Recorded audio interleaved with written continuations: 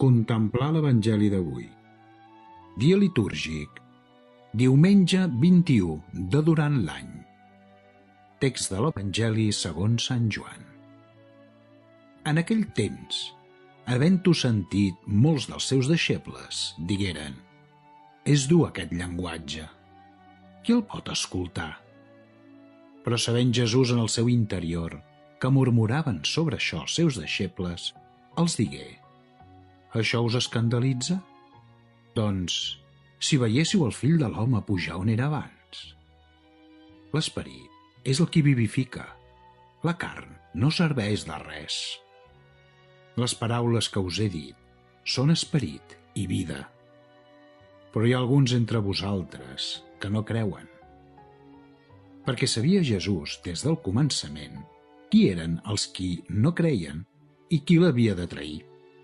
I deia: «Per això us he dit, ningú no pot venir a mi si no li és donat pel Pare».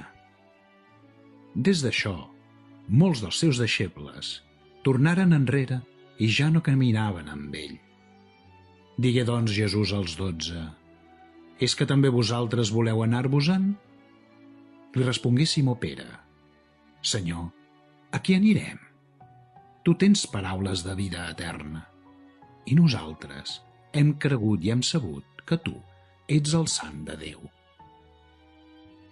Comentari: mossèn Miquel Benque i To, Barcelona. Senyor, a qui anirem? Tu tens paraules de vida eterna. Avui, l'Evangeli ens situa a Cafarnaüm, on Jesús és seguit per molts per haver vist els seus miracles, en especial per la multiplicació espectacular dels pans. Socialment, Jesús allí té el risc de morir d'èxit, com es diu sovint. Fins i tot el volen nomenar rei. És un moment clau dins la catequesi de Jesús. És el moment en el que comença a exposar amb tota claredat la dimensió sobrenatural del seu missatge. I com que Jesús és tan bon catequista, capellà perfecte, el millor bisbe i papa, els deixa marxar. En sent pena, però ell és fidel al seu missatge. L'èxit popular no l'encega. Deia un gran sacerdot que al llarg de la història de l'Església han caigut persones que semblaven columnes imprescindibles. Tornaren enrere i ja no caminaven amb ell.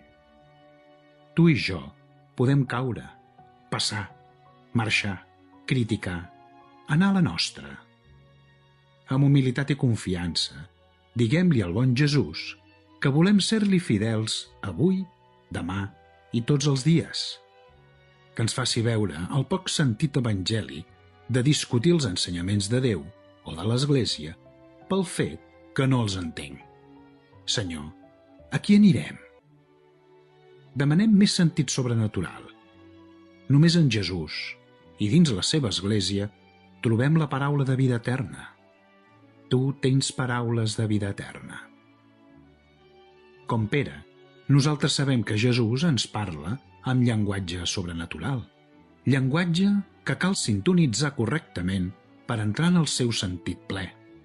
En cas contrari, només sentim sorolls incoherents i desagradables. Cal afinar la sintonia. Com Pere, també en la nostra vida de cristians tenim moments en els que cal renovar i manifestar que estem en Jesús i que volem seguir amb ell. Pere estimava Jesucrist. Per això es queda. Els altres el volien pel pa, pels caramels, per raons polítiques, i el deixen. El secret de la fidelitat és estimar, confiar. Demanem a la Virgo Fidelis que ens ajudi avui i ara a ser fidels a l'Església que tenim.